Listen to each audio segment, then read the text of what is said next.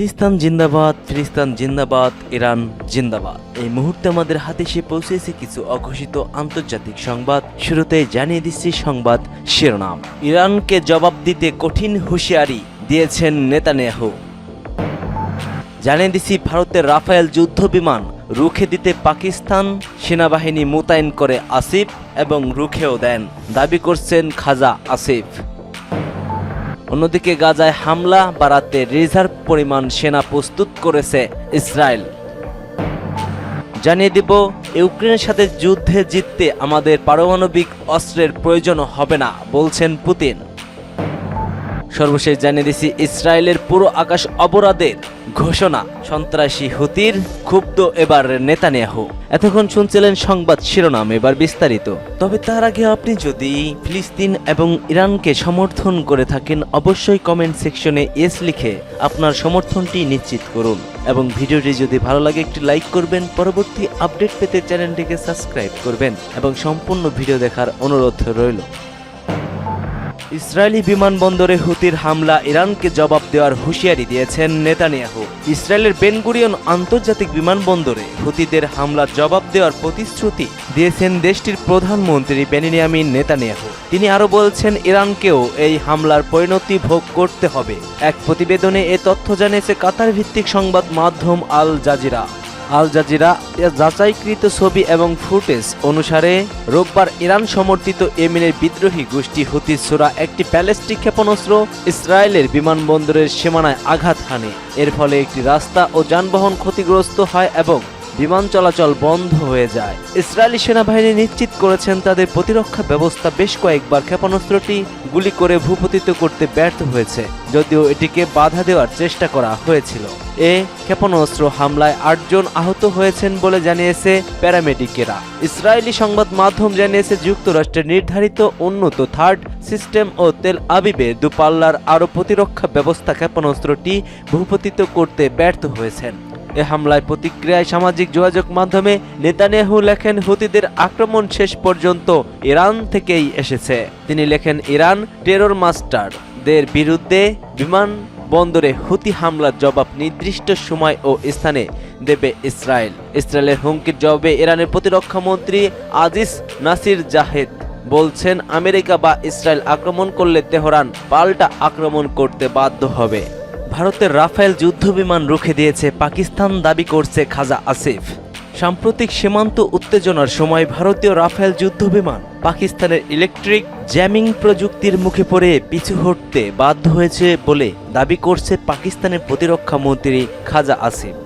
ARY নিউজের আলোচিত talk show Sao আল ইয়েহো hack এ অংশ নিয়ে খাজা আসিফ বলেন, ভারত অধিকৃত কাশ্মীরের আকাশ সীমানায় রাফায়েল যুদ্ধ বিমান প্রবেশ করলে আমাদের প্রতিরক্ষা বাহিনী দ্রুত প্রতিক্রিয়া জানায়। আমরা ওই বিমানের রাডার ও যোগাযোগ ব্যবস্থা জ্যাম করে দেই, ফলে ভারতীয় বিমানগুলোকে ফিরে যেতে হয়।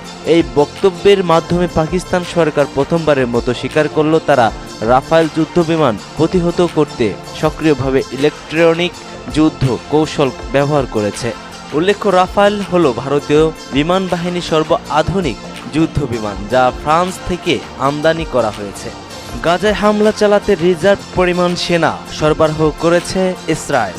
গাজায় হামলা বাড়াতে রিজার্ভ সেনা মোতায়েনের প্রস্তুতি নিচ্ছে ইসরায়েল। ইসরায়েলি মিডিয়ার খবরে জানা গেছে, ইতিমধ্যেই হাজার হাজার রিজার্ভ সেনাকে ডেকে পাঠানো হয়েছে।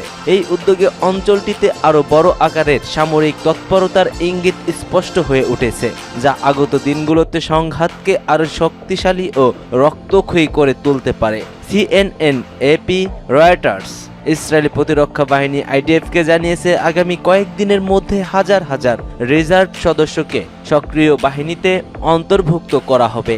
এই বাহিনী সরাসরি গাজায় মোতায়েন করা হতে পারে অথবা অন্য ফ্রন্টে যেমন লেবানন, পশ্চিম তীর ও সিরিয়ার সীমান্তেও পাঠাতে হতে পারে, যাতে নিয়মিত বাহিনীকে গাজা আক্রমণের কেন্দ্রভূত করা হয়।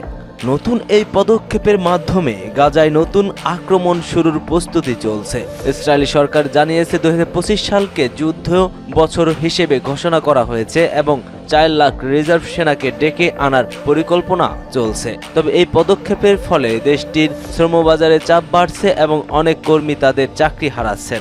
গাজা ও সিরিয়ান চলমান উত্তেজনার কারণে ইসরায়েলের প্রধানমন্ত্রী বেনিয়ামিন নেতানিয়াহু 7 থেকে 11 মে পর্যন্ত আজারবাইজান সফর স্থগিত করেছেন। নেতানিয়াহুর এই সফর বাতিলের সিদ্ধান্তের পর নিরাপত্তা মন্ত্রিসভা গাজায় আক্রমণের পরিধি বাড়ানোর অনুমোদন দিয়েছে।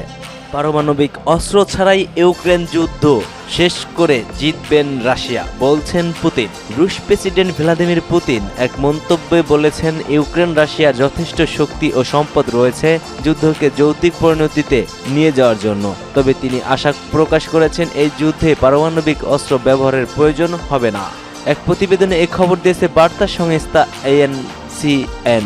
2022 সালের ফেব্রুয়ারিতে ইউক্রেন রুশ সেনা প্রবেশের নির্দেশ দেন পুতিন। এরপর থেকেই শুরু হয় দ্বিতীয় বিশ্বযুদ্ধ, পরবর্তী ইউরোপীয় সবচেয়ে বড় স্থূল যুদ্ধ এবং শীতল যুদ্ধের সময়ের পর পশ্চিমা বিশ্বের সঙ্গে মস্কোর সবচেয়ে বড় সংঘাত। এই যুদ্ধে লক্ষাধিক সৈনিক নিহত বা আহত হয়েছে। মার্কিন প্রেসিডেন্ট ডোনাল্ড ট্রাম্প বারবার এটিকে রক্তস্নান আখ্যা দিয়ে দ্রুত অবসান চালান বলে মন্তব্য করেন। তার প্রশাসন এটিকে যুক্তরাষ্ট্র ও সিরিয়ার বা রাশিয়ার মধ্যকার এই প্রকার প্রক্সি যুদ্ধ হিসেবেই বর্ণনা করেছেন। ইসরায়েলের পুরো আকাশ অবরোধের হুঁশিয়ারি দিয়েছে ইয়েমেন। ক্ষুব্ধ নেতানিয়াহু। ইয়েমেনের সন্ত্রাসী হুতি গোষ্ঠী আনসার উল্লাহ ইসরায়েলের বিরুদ্ধে সম্পূর্ণ আকাশ অবরোধ আরোপের হুমকি দিয়েছেন। এর জবাবে ইসরায়েলের প্রধানমন্ত্রী বেনিয়ামিন নেতানিয়াহু হুতিদের বিরুদ্ধে কঠোর পদক্ষেপ নেওয়ার ঘোষণা দেন।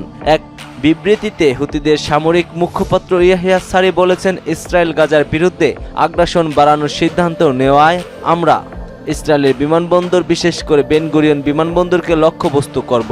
তিনি আন্তর্জাতিক বিমান সংস্থাগুলোকে ইসরায়েলগামী সব ফ্লাইট বাতিলের আহ্বান জানান, যাতে যাত্রী ও কর্মীদের নিরাপত্তা নিশ্চিত হয়। এই হুঁশিয়ারির কয়েক ঘন্টা আগেই হুতিদের ছোড়া একটি ক্ষেপণাস্ত্র বেন গুরিয়ন বিমানবন্দরের কাছাকাছি আঘাত হানে, যার ফলে কিছু সময়ের জন্য বিমান চলাচল ব্যবহার স্থগিত হয়। আশ্চর্যজনকভাবে ইসরায়েলের হেজ ও যুক্তরাষ্ট্রের থার্ড প্রতিরক্ষা ব্যবস্থা এটি প্রতিহত করতে ব্যর্থ হয়।